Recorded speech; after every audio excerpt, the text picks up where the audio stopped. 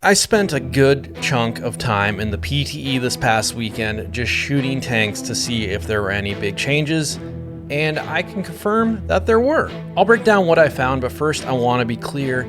This is the PTE, not the final product. This is something that's in testing for Hell Let Loose, not a preview or anything like that. Well, I guess it's a preview of something that's very early in development. But the point is, this tank rework is unfinished and still a ways off from release. Everything I talk about here could change, so take it with a grain of salt. So this isn't going to be some new tank Bible or anything like that. With that said, what I saw on the PTE felt like an early foundation, almost like a pre-alpha of the tank rework.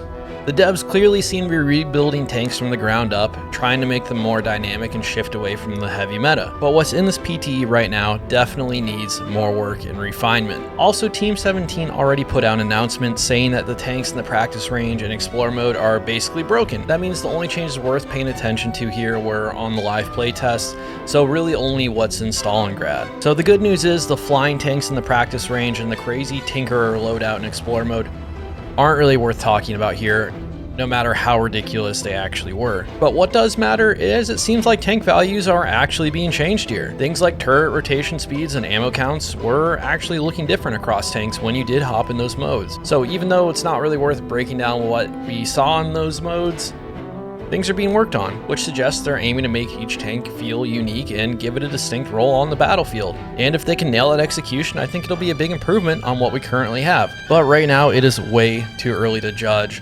Even the stuff alone in Stalingrad. This PT just feels way more early in the development process than the normal PT we've gotten. So don't freak out, don't get your pitchforks out, don't jump off that roof. What we have right here in this PT isn't exactly what tanking will come to be. So let's jump into a quick recap of my notes here. I'll give you my opinion on some stuff, and you guys can let me know your thoughts. Let me know how wrong you think I am. It's all good.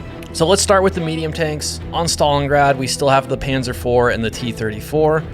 And from what I could tell, their damage values didn't change. And if they did, I couldn't tell, which I actually think is a good thing. The medium versus medium fights in Hell Let Loose are some of the most fun in the current game. What stood out in the PTE was the mobility changes. The T-34 handled great. It was smooth, it was fun to drive. The big issue was in fourth gear, it got really bad speed wobbles that actually made me feel a little sick. The Panzer IV, on the other hand, it drove horribly. It couldn't turn in first or fourth gear, and it honestly felt like how the old Sherman did a couple years ago. So, don't know what's going on with that, but it was rough and not good. The good news is that both tanks really didn't have any issues climbing over assets, and I did not get stuck once. So that is a huge step up for medium tanks in this game. Now on to the main show here, let's talk about the heavy tanks. And the only heavy tanks that were available on Stalingrad and the PT were the Tiger and IS-1, meaning the Panther was removed. And straight up, damage-wise, heavies were nerfed. In a heavy versus heavy fight, it will now take 3 shots to the turret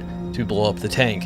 The hull is still 2 shots, but damage still seemed reduced. So in the current build of Hell Let Loose, in a heavy versus heavy fight, if you shoot the turret, it will do enough turret damage to zero the turret, and then do enough hull damage to where it'll only take 1 shot in the hull to blow it up. In the PTE, you shoot a heavy in the turret, it only does partial turret damage. It would still take 2 shots in the hull to destroy it, or 2 more shots in the turret. And in the PTE, in a heavy against a medium, it seemed to be the same case scenario. If you're in a heavy and you shoot a medium, it'll take 3 shots in the turret to kill it, or 2 hull shots. So this creates a weird balance. Heavies are still basically invincible from the front towards mediums, but fights could easily turn into stalemates here, because tanks could just take 1 shot and stay behind cover and rep, and it really won't go anywhere. Personally, I've said this to death, I would love to see weak spots added. For example, heavies could still 1-shot mediums in certain spots, and that would give you that kind of skill that would get you out of these stalemates if you're in that heavy. But at the same time, it would relieve you of those really boring kind of 1-shot from across the map battles that you have in a heavy versus medium. Granted, you could still hit that spot from those ranges and kill it in one, that's cool too, but at least it would take a little luck, a little bit of skill here, and get away from that just instant death. And again, you put this up with weak spots in the front of heavies that mediums could pen to have a chance to kill it in like 2 to 3 shots, I think you're in a much better place than what we have here. And overall, this would keep heavies being that strong, rare, dominating tank that they want to be, but it will also prevent them from completely dominating the meta still. And then on top of all this, if this was to stick, I would be worried about repair time. With lower damage values, the repair times don't change. Heavies could become nearly unkillable with a repair loop. It's just another aspect that Team 17 really has to consider here when they start tweaking all these little values. One thing can lead to 4 other things having to get changed to make it make sense. And then on top of this, I did notice there was a 10-minute cooldown for a heavy tank to be spawned in here, which I assume is what will be close to a release in Final when they do that whole death cooldown thing, but there was no limit in the PTE for heavies. And mobility-wise, the Tiger and IS-1 were kind of all over the place here. The Tiger felt like a downgrade on the current live version. It was really sluggish and frustrating to drive. It couldn't really turn at all, which has to be a mistake. But meanwhile, the IS-1, again, going back to like the mediums, it felt great to drive. It was much smoother and responsive than the current build, and because that thing is a slug over there, it can hardly turn. That is not the case with the IS-1 and the PTE. That thing was flying. And honestly, both tanks felt a little too fast overall. It seems like they increased the speed of both tanks, which was great for climbing over hills, but it felt really floaty at times. So I think they should dial that back. I think they're on the right idea with making the mobility better for the IS-1. Tiger doesn't need to go in this direction if this is actually not a bug or something. And again, when we're limiting these tanks, you want them to be feared. Once you start messing with the mobility of heavy tanks, you're going to start unbalancing that fight against AT, which is a whole nother issue here. So they should not be making these tanks struggle to turn. If that is the case, that is a bad move right there. And then on the light tanks here, this was honestly the biggest surprise. The T-70 on a Panzer IV took 3 shots to kill it from behind, and the T-70 on the Tiger took 4 shots to kill from behind. To me, that's a weird change. It feels like they're trading damage for more mobility in the PTE, because both the Lukes and the T-70 got a massive speed increase here. At one point, I got the Lukes up to 45, which was insane. And on these small maps in Hell Let Loose, I just don't think that's needed. I'd rather see the current damage value stay the same, but improve maneuverability instead of just increasing this raw top speed. Because it was never the speed of the lights, it was often that they felt like they were on ice, spitting out all the time. And I think that's what really needs to be fixed here, and nerfing the damage just doesn't really seem necessary. And for the Lukes in particular, I would love to see that splash damage increase on their shots to make them more effective against infantry, and maybe even the ability to engine mediums or damage them from the rear. But yeah, it seems like with the nerf and damage and increase in speeds, this is kind of just taking over the slot of the recon vehicle, which I don't think is where this light tank should go. I think the lights were already in a very, very good spot. They just needed some tweaks, and they'll be absolutely perfect. And a few other notes for tanks here. We did not test the recon vehicles. They look unchanged. Didn't seem like there was anything really going on there. So no news to report there. If things were changed, we didn't notice. Sorry, I didn't get to that. We noticed no damage drop off at range when firing shots from tank to tank, so that was not in this PTE if it is coming. And we also didn't test if smaller tanks could still scoop the bigger ones, but if that's still in the PTE, they need to get that shit out of the game. It is just a dumb mechanic. Now let's talk anti-tank. Some people may not like this, but it looks like the AT weapons got a little nerfed. Rockets now take 3 hits to kill a medium, and personally, I don't mind this. Hell Let Loose has always had an AT spam problem, and this will help tone that down. Because in this PTE, it still only took 2 rockets to zero a medium's engine and leaving it 1 hit. So an AT can cripple tanks quickly, but killing them outright will require more teamwork or resupplying. And I think that's fair. Mediums cost fuel, have cooldowns, and take 3 players to run.